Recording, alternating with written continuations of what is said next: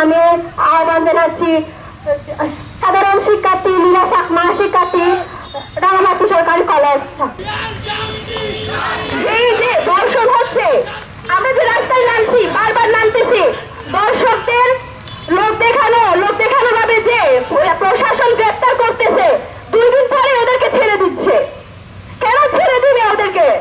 আমার বোন, আমার মা, আমি নিজে নিরাপত্তাহীনতা করছি।